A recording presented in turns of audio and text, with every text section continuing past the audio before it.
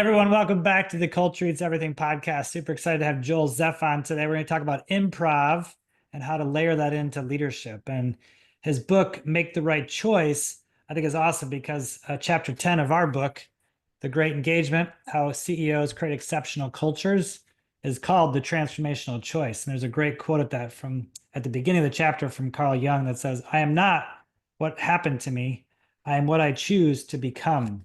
And so today we're hoping to provide some great insights, have a little fun, and again, talk about improv and how that can help all of us as leaders. So, Joel, welcome to the show. Thank you, Tom. I love the quote. I should have used that at the beginning of one of my chapters. I love how you held up the book. So I'm going to hold up my book. Make the right choice, right? That was a Yeah, great quote. read the subtitle too, because I think it's a great Oh, subtitle. lead with passion, elevate your team, and unleash the fun at work. And I know you talk about elevating your team and elevating the concept of leadership in your book. Yeah, actually, it's actually the name of our system called the Elevate system, which is uh, a a coaching tool that we use with all of our clients coast to coast here, helping them to elevate their performance, elevate the insights about themselves, elevate their ability to lead others. So it's a fantastic workbook, and we actually give away sort of abbreviated version of it for those Yeah. who buy our books. So yeah, we love the idea of elevating others because at the end of the day, that's our job as leaders is to grow our people, is to elevate others. And so that could be a great lead into this topic around improv. I love what you said about improv is really about sort of being of service to others. So talk us through improv and how it relates to leadership. Sure. So I started doing improv long time ago, back in 1993, a long time ago. And I was just having fun on the weekends. And I found what I loved. I found a passion. It was like the movies. The first weekend I moved to Dallas, some friends took me to see a show. And it was like the movies where there's a light, and the music, and you know the protagonist has found their calling. And that's what it was like for me. And so I was having fun doing improv. At the time, I was a newspaper reporter, and then I went into PR and advertising, worked for a couple agencies. One of the agencies, my client was Texas Instruments, and they knew I did improv on the weekends. And they said, "We're having this executive retreat. Can you come up, play some of those games with us?" And they were all leaders, VP level and above. Okay. All men, and technology was, everything was, so this is not the greatest audience you could ever put together in a room. And so they had fun. More importantly, I had fun. I went up there, played some improv games, and they really just grabbed hold of it. They really engaged, and the light bulb started flickering on. Maybe I could offer this to some of my other clients. Maybe people enjoy learning through improv. And I didn't have a plan at that point. I was just sharing my passion because I loved improv. And as I started getting into it, more people grabbed hold of it. The messages built as far as leaders and figuring out how we lead, how we work together as a team, how we communicate, how we deal with change. All these are choices that improv teaches us. And so now 2,500 events later, I'm talking to you, Tom, on the Culture Eats Everything podcast, and it all happened because I started doing improv. That's awesome. So let's get into the specifics of it. How, if I'm a CEO, right? I'm a Yeah. CEO of an organization. I've got a few hundred or a few thousand employees. What are some practical ideas that I can take from improv? I think there's a lot that improv teaches us. First, it's about creating this culture of fun, right? And fun means a lot of different things to everybody, but fun it energizes us, it engages us, it creates a passion. And when we have that passion, that turns into results, whether it's sales, whether it's how we work as leaders, how we communicate. It's all about finding that success. And if we don't have passion, we don't have the fuel, we don't have the energy. And improv teaches us to embrace change. Change is going to happen. And for those listeners or viewers that aren't familiar with improv, there's no script, there's no rehearsal, there's no plan. Everything's happening right there on the stage at that moment. And improv comes to us, it started in the late 1930s, early 1940s with a woman named Viola Spolin. And she created improv at NYU to teach her students, her acting students. So improv was always meant as an education tool. Eventually, it turned into entertainment, and it's very successful, but its origins are about education, how we learn, how we work together, choices that we make about helping each other be successful, choices that we make about how we embrace change and how we have to be more open and flexible, choice about staying in the game when we're faced with a challenge, an obstacle, that we don't give up.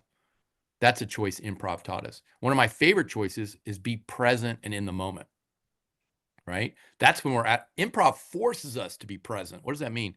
We're at our best as leaders, as communicators. And sometimes we're so distracted and we're not connecting with our team, connecting with our customers, connecting with our partners, that we're losing things. We're missing things. We're not creating that partnership. We're not creating that respect. We're not creating that bond. In improv, because it's an art form, it forces us to be present in the moment. And when I bring audience volunteers on stage and we do an improv game, I love to see their success, their creativity, how they work together, how they're accountable and responsible. All this is happening because they're present and in the moment. Well, I love that. It's the essence of good leadership. As I always like to say, that our first job as leaders is to grow our people, and the best way to do that is to be present with them, to literally listen the greatness out of them.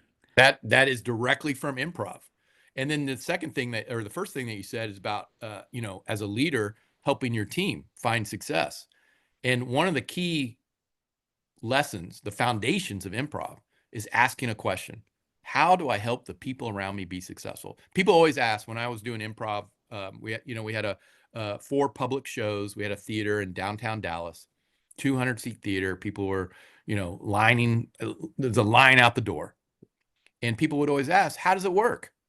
There's no script. There's no plan. You guys are making us laugh. Tears are coming, belly laughs, makeup running, right? How do you create that as a team? Because there's 4, 5, 6 people working together, and we're all asking a question. How do I help the people around me, my team, be successful? And then I answer that question. More importantly, I act on it. And if we could just drill down to everything in my book about leadership and teamwork, it is that question. How do I help the people around me be successful? That's easy to ask, easy to answer. As a leader, as a CEO, you know what everybody needs to be successful, especially if you're present in the moment, like you just mentioned. Now, can we act on it? That's what really separates the great organizations. And the acting on it, what does that look like in improv? Translate that for us. So act on it. So in improv, I'm working with other people. It's not a solo performance. I'm working with other people. And it's not about, am I the star?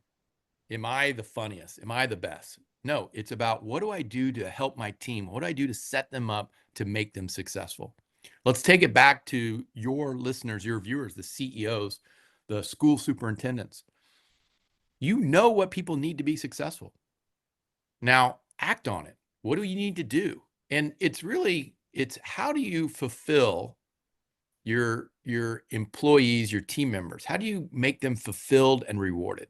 What do they need to be happy? When was the last time you asked that question? And when you ask that question, you're going to be surprised by the answer. It's not, excuse me, it's not more money. We all want more money. That's a given. And then that happiness only lasts to the next paycheck.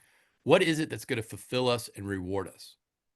Is it the opportunity for a different role, a different responsibility? That's acting on it as a leader. Does your team member, do they want to go to a conference? Do they want more training? Do they want a mentor? Do they have an idea that they want to see if it could work? What is it? What's that opportunity? And as a leader, as a CEO, you're going to find how easy it is to act on it, to send it out there and help that team member. Because what do you get back in return? A passionate, energized team member is going to help them find success. And so it's learning. I'm learning this as I watch thousands of people play these improv games with me, and all different walks of life, all different industries, CEO, entry level, middle manager, you name the industry, I've spoken to them. And it's fascinating to watch. And when people act on it and help each other be successful. I use improv as a visual storyboard. And I think people learn more when they're having fun, when they're more engaged. And I think these lessons are very powerful. Just because we're having fun, we're laughing, doesn't take away from the power of these messages. Yeah, which is critical. We have to be able to do both. We have to be deeply rooted in the current reality and sort of the challenges we're facing and all the difficulties of leading in this day and age, but also be focused on a much higher purpose, that passion you talked about, and have some fun along the way. That's always been sort of part and parcel of our model. It doesn't have to always be so serious. The work Right. is serious, but not everything has to be so serious. And it does change the dynamic in a group, especially when you're able to tap into that humor. And there's a lot of myths associated with fun. You know, I think you just mentioned one. We're a serious business. We can't have fun. Well, that's a myth. You know, another myth is they're afraid that fun will interrupt business, right? Or we don't have time for fun, or we're not a fun company. All these are myths. And fun is not about, we're dressing up in crazy clothes and throwing confetti and everybody gets free donuts. That's sure, that sounds fun. That's pretty great. I like that. Everybody likes free donuts.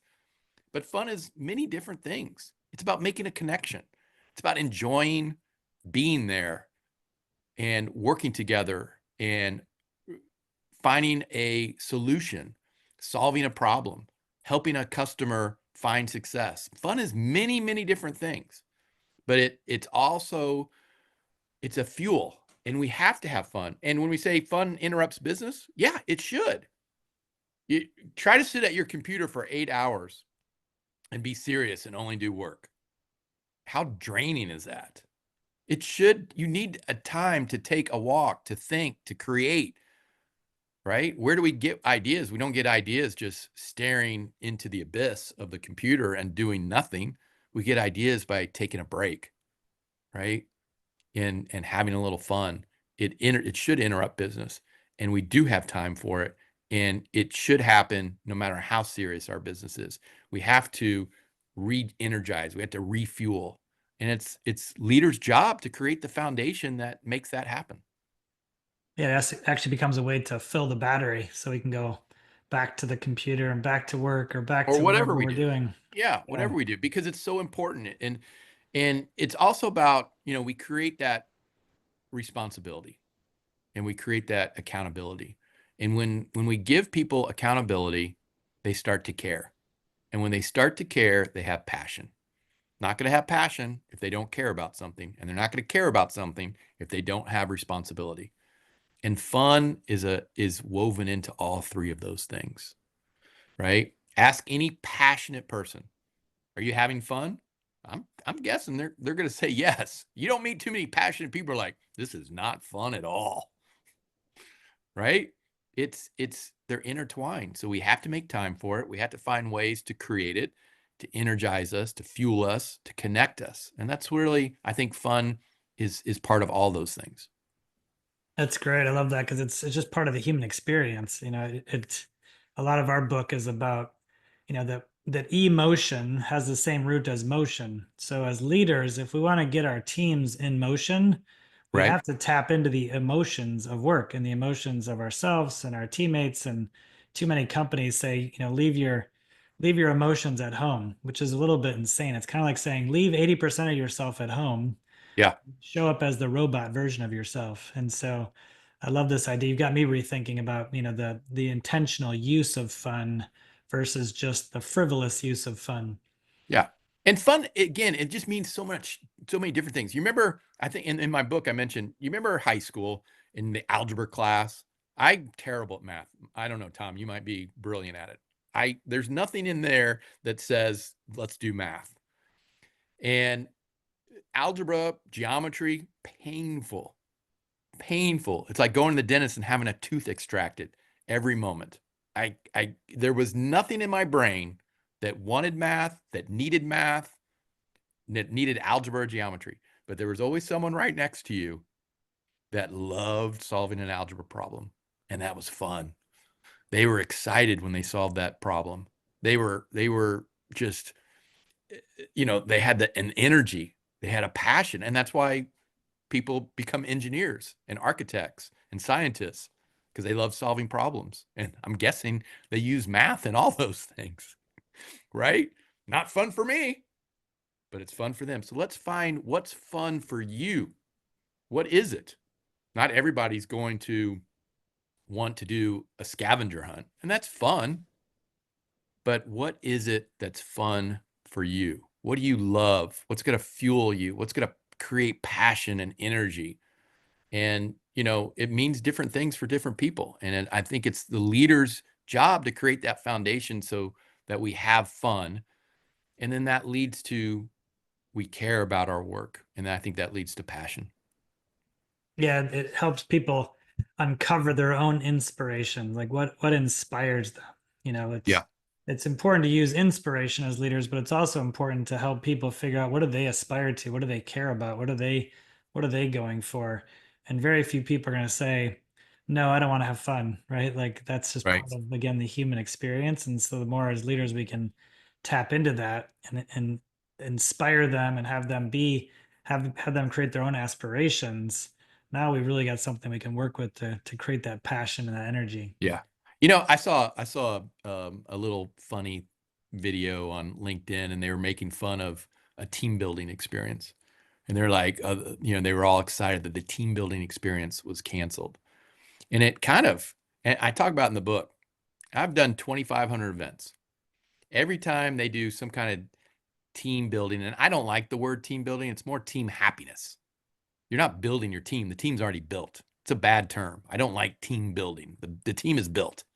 It's about team happiness, just having some happiness together, having some fun. And I don't care if it's a scavenger hunt, escape room, um, build a rocket with aluminum foil and marshmallows. And there's a group that will whine at the beginning of every one of those events. But you know what? Every escape room, scavenger hunt, building a rocket ship with aluminum foil and marshmallows. I don't know why there was just balloons in my video. I have a new laptop. That was fun. All I did was I made a peace sign and balloons There's a lot came of up. different ones now. You can Yeah. do this. Oh, look Yeah, at you. it's all Look sorts at of fun, Joel. All this AI stuff, right? It's fantastic. But you know what? All that, the point is scavenger hunt, escape room. You know what that's better? It's better than spending a day distributing, manufacturing, selling, accounting, you name whatever you do. I'm guessing you'd rather go to an escape room or a scavenger hunt than do another day of accounting, manufacturing, distributing, selling. I mean, that's what you do, and I'm sure you love what you do, but it's okay to have a break. And every group, there's always that group that kind of whines, and then next thing you know, they're having just as much fun because whether we know it, whether we acknowledge it, we want to have fun and just being together and connecting with your team. One of the examples, I had a client, a property management client, and they created this thing called Skit Night. Okay. And so their first night of their annual event, they would, and it started when they were a small group, and they would go to karaoke night, right? It was just like 20 leaders. And then now they're one of the largest property management companies in the country. But Skit Night continued. And so each region for their annual event had to put together a skit, and everybody had to be involved.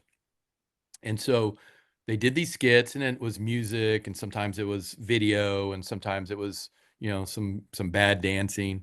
But I was talking to the CEO, and he was telling me it's not the skit night.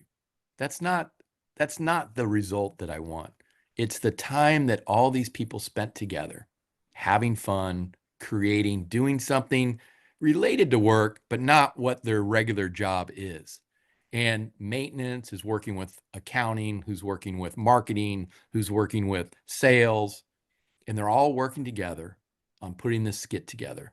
And that element is going to pay off dividends down the road because they had fun together, putting together this skit for Skit Night. It's not the actual skit that the CEO was after. It was the time spent doing the skit, creating the skit, laughing, having fun together, because he realized that created a bond, that created a culture. And they're going to use that. They're going to use that currency later when there's a challenge, when something's happening that everybody has to come together and work together, because they're going to remember the bond they created doing that skit. Pretty, Yeah. it was just absolutely. That's why I included a lot of ideas like that in my book. I'll give you another one.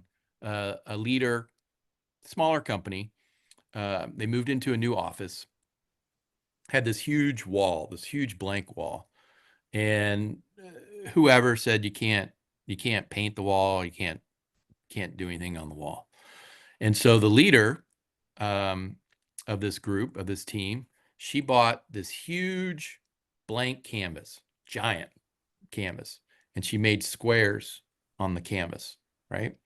And then she asked all her team to come and paint one of those squares, that what it meant to them, right? Something about them personally. You like sunsets, you can paint a sunset. You like dogs, paint a dog, whatever.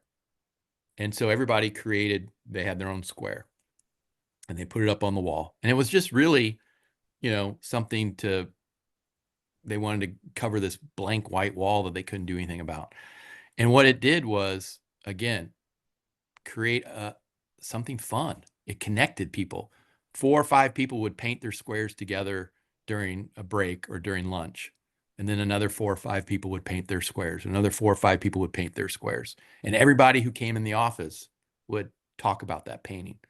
And so it was just for the price of some paint and a big blank canvas, they made a connection and they had fun together. And it again paid dividends. It created a culture. Yeah, I love it. I wish we had more time to dive into that, because we could have a good spirited debate about this, because I'm not a big fan of, and I think I like your idea that it's not really team building, because it's not. Most of the time No, people don't team's like that built. stuff, because you can trust somebody to catch you when they fall backwards into your arms during a That's a whole different. That's a retreat, whole different one. right? Yeah. But you get back to the office and that person's still a jerk or whatever. And so how do you, I think what I'm taking from this is, how do you mix both of those worlds? Yeah. We pride ourselves on delivering tangible results, whereas most sort of leadership development companies that are out there will come in, they'll take you through their process, but whether it works or not, it doesn't matter. They get paid. We never like that model. We like to produce hard results, which means you have to have sometimes some pretty hard conversations, and it's not Yeah. fun. Frankly, it's not fun. But I think what I'm taking from this is, how do you do both? How do you be more intentional about injecting some fun and some humor along that journey, because that sort of fills your tank and fills your battery to keep having the tough conversations, to keep having the real teamwork, which is to work through issues together. And it's a connecting, and I talk about, in my book, I talk about, again, just like, it's not team building.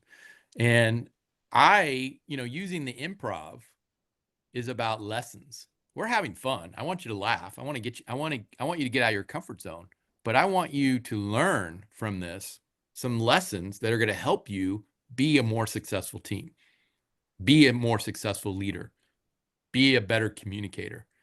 Lessons that improv teaches us. And we talked about a few of them. Asking the question, how I help the people around me be successful, being more present in the moment. I think another big one is creating opportunity. We talked about opportunity and how we care, and then we have passion, but creating opportunity for each other and matching it with positive support, because that to me is the foundation for great teamwork and great leadership. We have to have that opportunity, and we have to create that appreciation and positive support. And I don't care what job you have, what, as the CEOs or superintendents, or, every person that works for you wants opportunity and positive support. Unfortunately, those are the two things they don't get enough of. It's our job as leaders to give that positive support, that appreciation, that fuels us, to give opportunity. And we all want something different when we talk about opportunity. And I think we mentioned a little earlier, we might want more training. We might want a different role, a different responsibility. But what is that opportunity? And you put those two things together, it's amazing what people can accomplish. And I prove it in my keynotes because we'll do an improv game, and I'll give them 2 minutes of instruction, and these 3 audience volunteers just crush. They're funny, they're creative, they work together as a team, they're accountable. All this is happening, right? Because I gave them the opportunity. The audience gives them positive support, and the more they clap, the more they applaud, the more they laugh, what happens? The more the audience volunteers produce. It's amazing. And that's what fuels me, is just having people have those moments of realization that that's what they need to be happy and successful. All right, Joel. So I'm going to make a promise to the audience here on your behalf, which is people are going to want to see this in action. So you got to give us a video, not a long one, maybe like 4 or 5 minute example of this, so we can drop into the video here with the podcast. Is that all right? Absolutely. Yeah. All right. I've got plenty of video, and they can certainly go to my website, joelzeff.com, and there's plenty of video, and there's links to YouTube, and there's more video. I don't think my mom has watched all the video. I don't even know if my mom really knows what I do, to be honest with you. Yeah, I would say the same for my mother. You've had those discussions too? Very likely. I know for sure she doesn't know that I do keynote speeches, at least not yet. Yeah, she doesn't. She's like, I don't understand the podcast. What do you do? You talk to people? Yeah, I've had that just recently. And I said to I don't know, we were at breakfast or something. I was visiting my mom. I'm like, Mom, do you know what I do? She's like, I do. And that's my mom impression for any mom.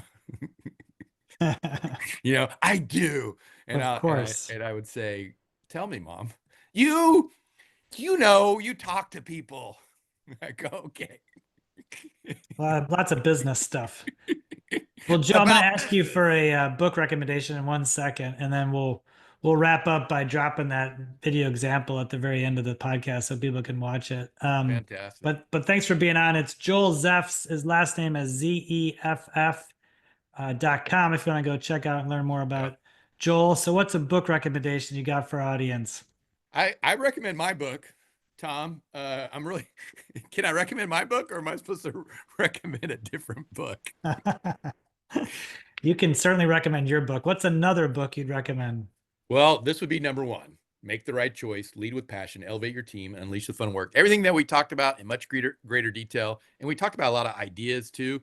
Every chapter has quick ideas, things that the leaders can enact, ideas like we talked about the painting and the skit night, things that I've learned as I've grown. I tell you what, I do have a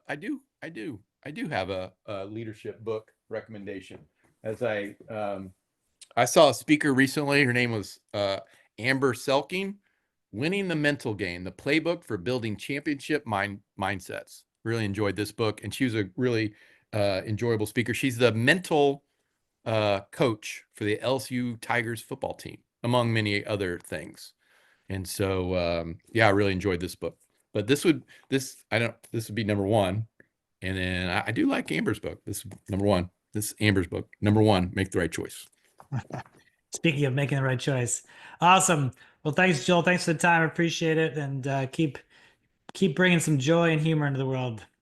Thank you, Tom. Really appreciate the opportunity. And I know it's a lot of work putting these podcasts together, and I think your listeners, your viewers, they get so much out of these moments. So appreciate you taking the time and having me as a guest. You bet. Have a great one. When we help people, they tend to notice. You put it out there, they're going to come and bring it back. How do I help the people around me be successful? All right, what do we got going on today, Rafael? We have to build a church. Sounds like a big plan for one day. Yes. Okay, I'm on it. Let me get my tools. Okay. And I'm going to be right over there. Okay, I tell you what, I got an old football injury. What do you need? A hammer? Hammer? Nails and a hammer. I'm on saw? it. And a saw. Yeah. Let me get it. I'm not even going to look at where I'm going. I can't keep my eyes off you. You cannot. I can't. I'm sure the tools are over here somewhere. There they are. Oh, you find it. You just put that piece right there. Yep. And then I don't trust you. Okay.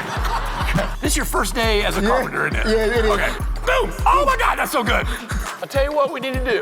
Take a little break. You want to go get a drink? Yes. Right over there. The cooler's over there. I'll follow you. I'm going to race you. I'm going to go real fast. Once I heard cold drink, I was on my way. Okay.